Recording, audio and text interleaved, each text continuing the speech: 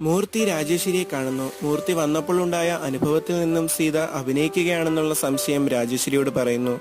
ഇത് കേട്ട രാജേശ്വരി പറയുന്നു, അവൾ ഒരിക്കലും അഭിനയിക്കുകയില്ല. അവൾ കിടക്കുന്നത് പോലും എന്നോടൊപ്പമാണ്. അതുമാത്രമല്ല, അവൾക്ക് അഭിനയിക്കേണ്ട എന്ത് ആവശ്യകതയാണുള്ളത്? അവൾക്ക് ശരിക്കും അസുഖമാണ്. ഞാൻ ഒരിക്കലും അവളുടെ ഈ അവസ്ഥയ്ക്ക് മാറ്റം വരുത്തുകയില്ല. അവളിനി എപ്പോഴും ഈ അവസ്ഥയിൽ തന്നെയായിരിക്കും. ഇനി അവളിൽ അങ്ങനെയൊരു മാറ്റം ഉണ്ടായാൽ തന്നെ ഞാൻ ആ നിമിഷം തന്നെ സീതയെ തീർത്തിരിക്കും. രാജേശ്വരി പറയുന്നു. സീത വിഷമിച്ച് ഹാളിൽ ഇരിക്കുകയാണ്. അജയും വേണുവും അവിടേക്ക് വരുന്നു. അജയ് കാര്യം അന്വേഷിക്കുന്നു. ഒരു നല്ല ഫ്രണ്ടിനെ പോലെ സംസാരിക്കുന്നു. സീതയ്ക്ക് പെയിന്റ് ചെയ്യാൻ അറിയാമോ? അജയ് ചോദിക്കുന്നു. കളർ ചോദിച്ച സീതയ്ക്ക് കല്യാണാണ് കളർ കൊടുക്കാൻ ശ്രമിക്കുന്നത്. സീത പെട്ടെന്ന് ഭയന്ന് പിന്മാറുന്നു. അജയ് പതിയെ കല്യാണിനോടുള്ള സീതയുടെ ഭയം കുറയ്ക്കാൻ ശ്രമിക്കുന്നു. കല്യാണിന്റെ കയ്യിൽ നിന്നും അവസാനം സീത കളർ വാങ്ങുകയാണ്. ഇത് കണ്ട രാജേശ്വരിക്ക് സീതയ്ക്ക് മാറ്റങ്ങൾ സംഭവിക്കുമോ എന്ന് ഭയക്കുന്നു. സീത എല്ലാവരോടും പോകാൻ പറയുന്നു.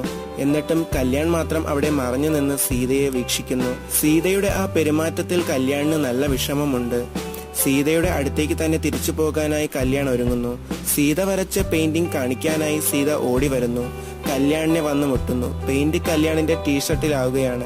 പേടിച്ചു നിന്ന സീതയെ കല്യാൺ സ്നേഹപൂർവ്വം സംസാരിക്കുന്നു. ഈ ഷർട്ടിന്റെ പുറകിൽ കൂടി നിറം പതിപ്പിക്കാൻ സീതയോട് കല്യാൺ പറയുന്നു. സീത പെട്ടെന്ന് നാണിച്ച് എന്തു ചെയ്യണമെന്നറിയാതെ മുകളിലേക്ക് ഓടിപ്പോവുകയാണ്. കല്യാൺ സീതയെ സ്നേഹിച്ച് തിരികെ കൊണ്ടുവരും എന്ന് തീരുമാനമെടുക്കുന്നു. എല്ലാവരും ചേർന്ന് സീതയെ പഴയ അവസ്ഥയിൽ എത്തിക്കുമോ എന്ന ഭയം രാജേശ്വരിക്ക് ഉണ്ടാകുന്നു. അതുകൊണ്ട് തന്നെ സീതയുടെ മരുന്നുകൾ രാജേശ്വരി ജനാല വഴി പുറത്തേക്ക് കളയുകയാണ്. സീത മുറിയിലേക്ക് വന്നപ്പോൾ അജയോടും കല്യാണിനോടും അധികം കൂട്ടുകൂടരുത്, അവരൊക്കെ ചീത്തയാണ് എന്ന് രാജേശ്വരി സീതയെ പറഞ്ഞു പഠിപ്പിക്കുന്നു. രാജേശ്വരിയെ സീത ഉറക്കത്തിൽ ഉപദ്രവിക്കാൻ ശ്രമിച്ചെന്ന കാര്യത്താൽ സീതയോട് തറയിൽ കിടക്കാൻ രാജേശ്വരി മനഃപൂർവ്വം പറയുന്നു. സീതയെ നിർബന്ധിപ്പിച്ച് രാജേശ്വരി ദേവി തറയിൽ കിടത്തിയിട്ട് AC തണുപ്പ് കൂട്ടിയിട്ട് കട്ടിലിൽ കിടക്കുകയാണ്. പെട്ടെന്ന് സ്വാതി മുറിയിലേക്ക് കടന്നു വരികയാണ്. സീത തറയിൽ കിടക്കുന്നത് സ്വാതിക്ക് സഹിക്കാൻ കഴിഞ്ഞില്ല. സ്വാതി കാര്യം അന്വേഷിക്കുന്നു. സീതയോട് തറയിൽ കിടക്കാൻ രാജേശ്വരി ദേവി പറഞ്ഞതാണെന്ന് സീത പറയുന്നു.